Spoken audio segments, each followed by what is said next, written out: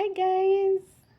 Um so I'm going to talk about how God helped me deal with being petty. Okay, I'm still petty. I'm on the journey of trying to stop being petty. Also dealing with my anger issues and hatred, especially towards my cousin. It has not been easy. So, hmm, this hatred has been going on for some years now, and I finally decided I am not going to be a hateful person or a person who holds grudges. So I remember last Sunday, I had an outburst of emotions. My mom was trying to correct me, and I couldn't take it. I didn't take the correction very well. So, because we work as a family, we do business together.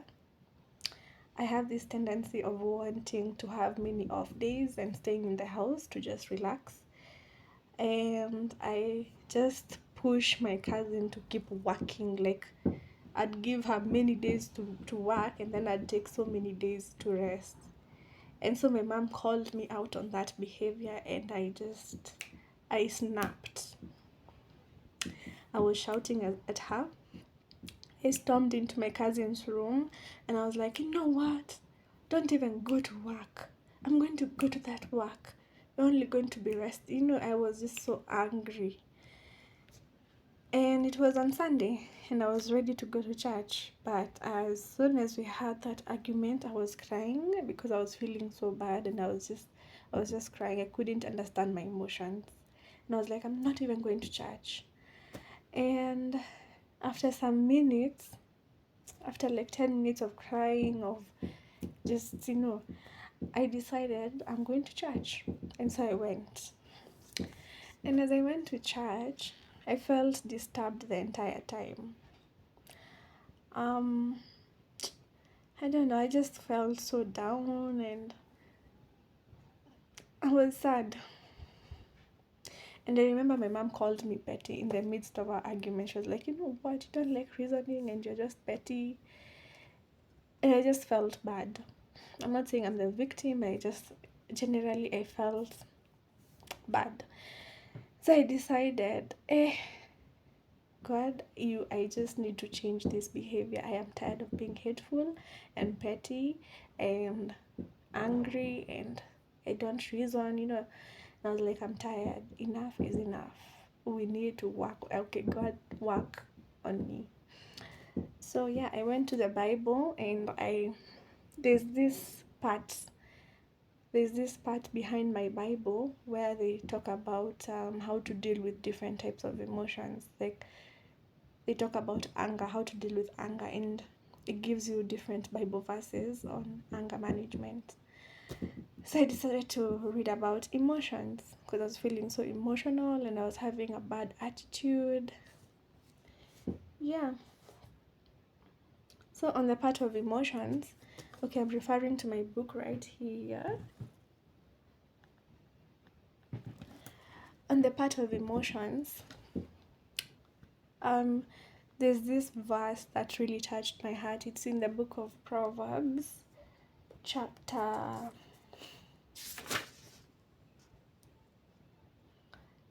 chapter 4, verse, where is it? Proverbs chapter 4, verse 23. That you need to guard your heart because out of it are the issues of life. And I just realized, by the way, these issues we have with people, being jealous of each other, hating on each other, arguing all the time, they come from our thinking, from our hearts. So, yeah, there's like a whole topic about guarding your heart. And there's also a part where I read that I should love my neighbor as I love myself. So I decided I'm gonna love my cousin the way I love myself. So the way I love having off days and relaxing It's the same feeling I should have towards my cousin, that she also needs to rest. She also needs um, equal off days.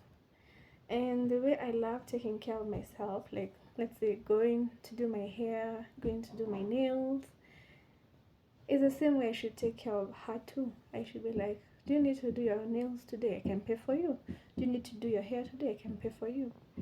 Or do you want some ice cream today? Let me get you some ice cream. You know, the way I love myself is the same way I should love my cousin. And the way I love myself is the same way I should love everybody else, including my co-workers. Yeah. So it is so easier said than done.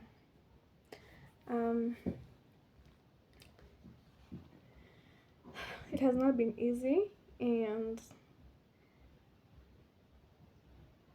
it's still not easy even up to now. Yeah, we stay in the same house and we bump into each other, and so I have this tendency of avoiding her.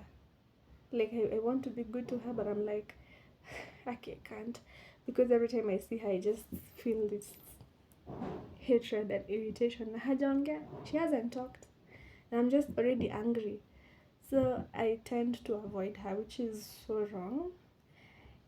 Yeah, she could be going like this and I'm coming like that, and as soon as I see her I just jump in the kitchen or in the bathroom and do absolutely nothing there until she passes, which is so bad, but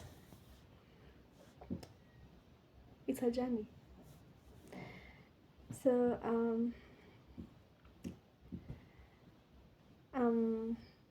it could be that you are also going through the same thing. You are struggling to love someone who you feel is difficult to love. It's possible, and we are on this together. And what I have decided to do is that if I get annoyed with her, I'm going to be gentle, because I've been called to be gentle and I have gentleness in me. And I'm going to be kind and polite much as I am angry, and I am going to also be reasonable. My brother is at the window and I hope he doesn't call me. Yeah, I'm going to be reasonable. Hmm?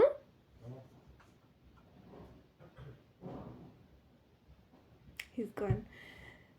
Yeah, like I'm going to sit down and reason together. I either call you out on something that I feel has annoyed me, and we also find a solution. Like, okay, this is how I feel, so how can we solve this? And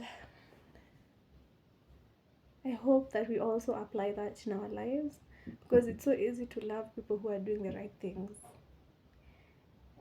and it's so hard to love the people who are doing things we feel that are not right. But we've been called to love those people who are also hard to love. And yeah, it's a journey, but it's possible.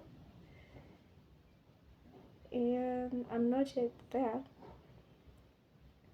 but I believe that talking about it will help me, or will help some of you, and also trying to apply what the Bible says, like love thy neighbor, don't think highly of yourself than you ought to, and don't go to bed angry. That we are going to apply, we are going to die to our flesh, because our flesh is so it's so full of pride, it's so full of entitlement, it's so full of arrogance, it's so full of hatred, jealousy. But we've been called to die to flesh and to live by the Spirit, being so loving to each other, so gentle. Yeah. Toodles.